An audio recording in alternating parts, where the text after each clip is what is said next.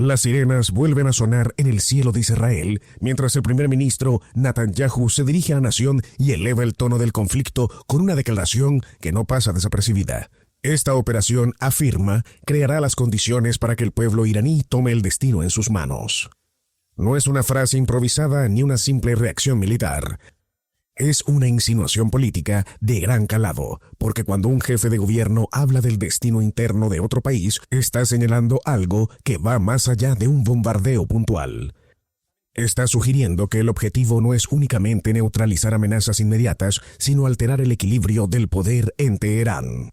Lo que estamos viendo, por tanto, no parece un ataque aislado. La experiencia reciente, incluida la llamada Guerra de los 12 días, demuestra que cuando una campaña aérea se prolonga durante jornadas consecutivas, los objetivos militares claros comienzan a desaparecer rápidamente. Al principio, los blancos son concretos: lanzadores de misiles balísticos, sistemas de defensa aérea, infraestructuras estratégicas. Sin embargo, una vez que esos activos son golpeados, la capacidad de presión disminuye, especialmente si no existe voluntad de desplegar fuerzas terrestres. Ni Estados Unidos ni Israel han mostrado intención de ocupar territorio iraní, lo que limita severamente la profundidad real de la ofensiva. Irán, por su parte, no dispone de una capacidad ofensiva comparable a la de Washington, pero sí cuenta con una base fundamental: la resistencia estructural. Su territorio es 3 veces mayor que el de Ucrania y su población duplica la de ese país, que ha soportado años de bombardeos sin colapsar políticamente.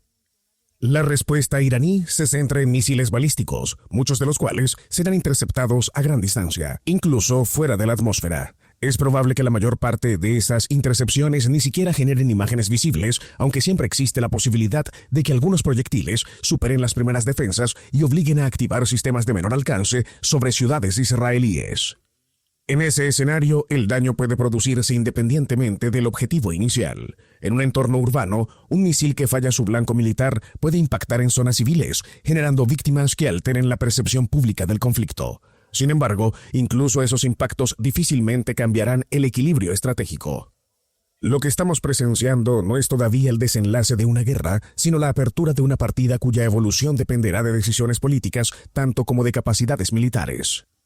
Una de las preguntas más delicadas que surge en este punto es si el objetivo real podría ir más allá de instalaciones militares y alcanzar directamente al liderazgo iraní. La posibilidad de descabezar al régimen no es descartable en términos técnicos si se conociera con precisión la ubicación del líder supremo. Una operación quirúrgica podría intentarse.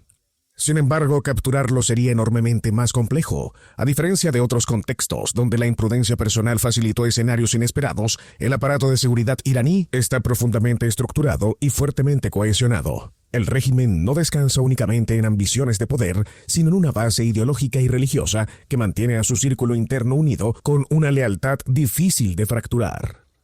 Comparar este escenario con otros precedentes regionales puede resultar engañoso. La solidez institucional iraní, especialmente en torno a la Guardia Revolucionaria y al liderazgo religioso, no es equivalente a sistemas más personalistas donde las alianzas se sostienen solo por conveniencia política.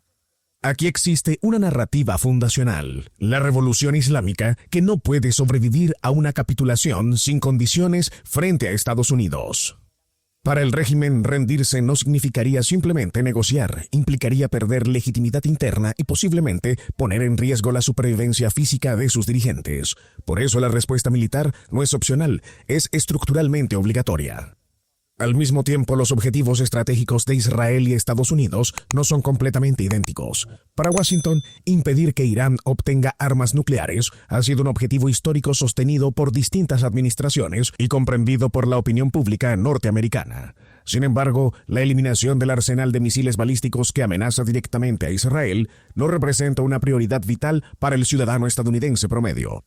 Mucho menos lo que es el derrocamiento del régimen iraní, que, aunque deseable desde ciertos sectores, no constituye una necesidad crítica mientras no exista una amenaza nuclear directa.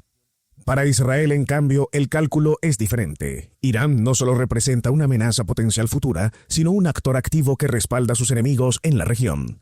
Desde esa perspectiva, debilitar o incluso provocar la caída del régimen adquiere una dimensión existencial. El riesgo, no obstante, es evidente. Un intento serio de derribo podría derivar en una guerra civil en un país mucho más grande y poblado que Siria, con recursos energéticos estratégicos y capacidad para desestabilizar el equilibrio global. Esa posibilidad introduce un elemento de incertidumbre que ninguna potencia puede ignorar.